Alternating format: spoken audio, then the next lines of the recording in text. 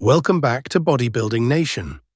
In today's comprehensive analysis, we're examining some exciting developments in the professional bodybuilding world.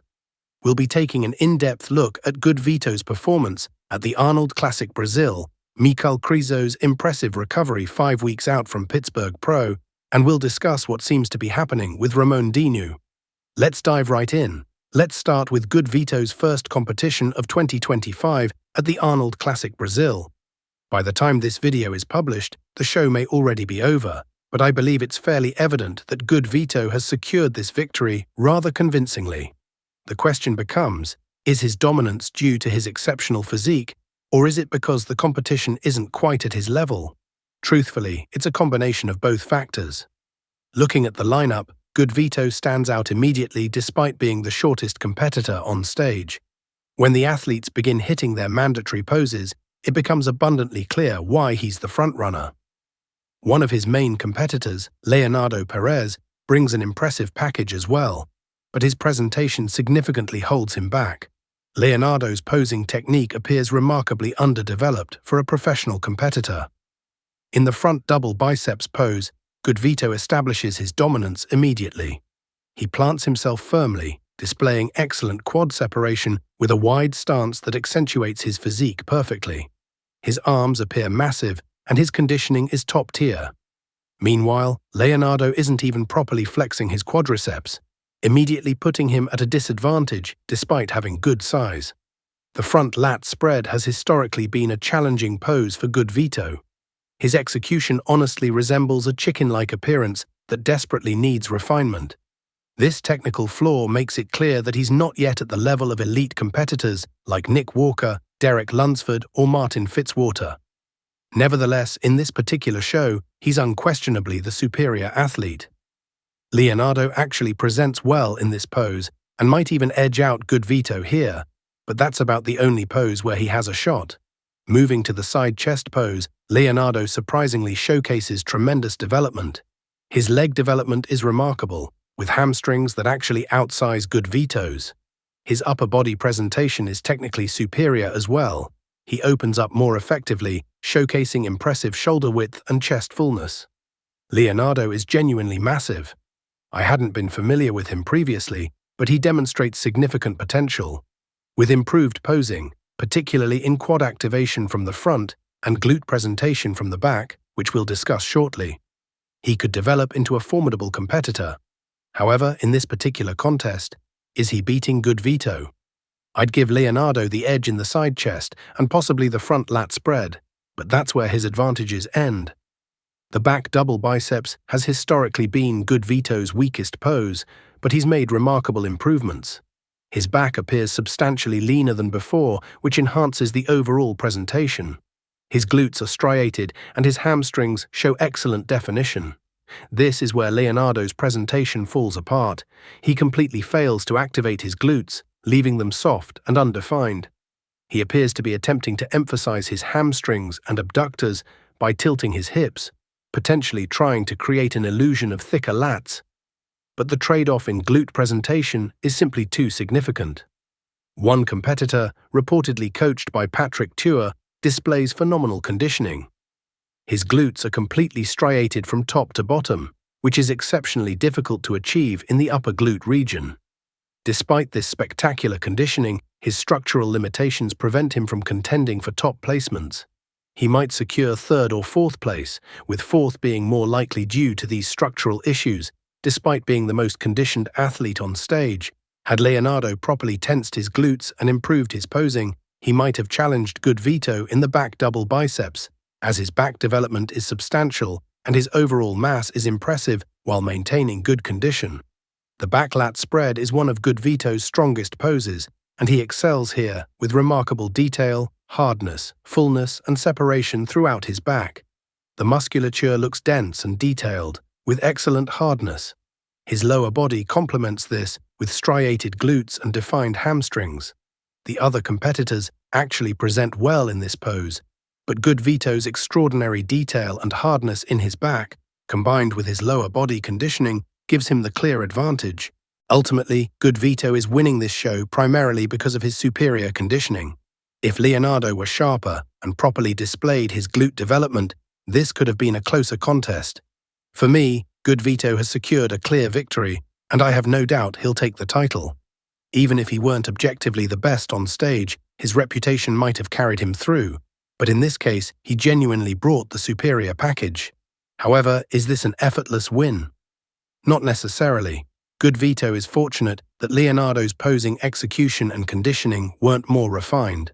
Leonardo has excellent muscular development, but falters in presentation, particularly with midsection control. These are areas he could improve to challenge Vito more effectively, but the gap isn't insurmountable. Has Vito improved from last year? I believe he's made significant progress. He appears larger overall, with noticeable improvements in leg development and upper body mass. His back shows considerable enhancement, particularly in the back double biceps, which is remarkable since back development is typically difficult to improve dramatically. His conditioning is also superior this year.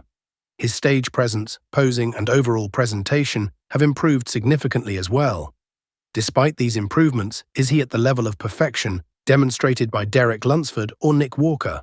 No, he's not quite there. His presentation requires more refinement to reach that elite standard, but he's unquestionably moving in the right direction. Being relatively new to the IFBB Pro League, he has time to develop further. He'll win this show and qualify for the Mr. Olympia, but based on what I'm seeing, I'm hesitant to predict a top 5 or top 6 finish at the Olympia this year. Based on his social media updates, I initially thought he might contend at that level, but seeing him on stage against competitors who aren't even household names makes me reconsider. Perhaps in a few years, as current top competitors retire and Vito matures as a bodybuilder, he could reach those heights. The primary area he needs to address is his presentation and posing execution. Was Vito better this year than last? Unquestionably, the improvement is substantial across all aspects. His back development in particular deserves recognition. Enhancing the back double biceps pose is something few competitors achieve so dramatically when it's a weakness. The back lat spread looked phenomenal, and the back double biceps showed significant improvement. This is definitely an enhanced version of Vito, but I don't see him challenging top competitors like Martin, Derek, and Nick yet. Could he place 4th in that elite lineup? Possibly, but we'll have to wait and see. For the Arnold Classic Brazil, I'm confident he's taking the victory. What do you think about Vito's development and competitive prospects? Next, let's discuss another competitor who'll be facing Vito at the Pittsburgh Pro, Michal Krizo. The transformation he's undergone is astounding. The image you see is from January, after just 1 month of training following his shoulder surgery. Compare that to his current condition, and the change is remarkable. After only a few months of training, he's returned to peak form. Muscle memory is truly extraordinary. At 5 weeks out from the Pittsburgh Pro, Krezo is in exceptional condition. What I'm particularly examining is whether there are any asymmetries in his physique, since his last update suggested possible atrophy in one shoulder. That appearance was apparently due to a mirror effect in the photograph, as he now appears perfectly symmetrical. If I asked you to identify which shoulder Krezo had surgery on, would you be able to tell? I certainly can't discern any difference. While I believe it was his right shoulder, there's no visible indication of the procedure. His shoulders, arms, and overall left-to-right balance appear flawlessly symmetrical, a rarity even among athletes who haven't undergone surgery. Krezo demonstrates exceptional symmetry. Is his physique proportionate in terms of overall balance? Not entirely. We know his glutes don't match the development of his other muscle groups. However, from the front, especially in a relaxed pose, he appears perfectly balanced. The size relationship between his arms and legs, leg development relative to waist and shoulders, chest shape, arm development, lat width, and even calf size create a visually harmonious presentation. This front view shows remarkable symmetry and balance. The challenges emerge in back and side poses, primarily due to his glute development. In a recent comment on Krezo's post, Samson Dowder noted that Krezo should focus primarily on his stage performance, and I wholeheartedly agree. Similar to Vito, Krezo's primary weakness lies in presentation and posing execution. At this point in his preparation, conditioning will progress naturally under his coach George Farah's guidance, who manages his diet and peak week strategy. However, posing is something Krizo must address personally. He would benefit greatly from hiring a dedicated posing coach. During the off-season, he should also consider working with a trainer specializing in activating and developing his lagging muscle groups, particularly the glutes, to enhance his back and side presentations. Discussing these improvements 5 weeks before a show is somewhat academic, as there's insufficient time to implement significant changes. Even in the off-season, there's no guarantee he'd implement these suggestions. Nevertheless, I firmly believe Krizo would benefit from specialized coaching to address activation of underdeveloped muscle groups and to refine his posing execution. For peaking and conditioning, he's well covered with his current coach, and historically, he's achieved good condition for his shows. The primary areas requiring attention are posing presentation and specific muscular improvements. The posing can certainly be enhanced before the competition, but substantial muscular development will have to wait for the next improvement season. At the Pittsburgh Pro, can Krizo defeat Good Vit? Historically, Krizo has ranked above Good Vito in competitions. Krizo placed 7th at the Mr. Olympia and won numerous IFBB Elite Pro titles, where Good Vito also competed but never matched Krizo's achievements. When these two athletes share the stage at Pittsburgh Pro, who will place higher? Krizo possesses height advantages and likely presents better in frontal poses, but the back and side comparisons will be fiercely contested. These two athletes will likely battle for 4th place at the show.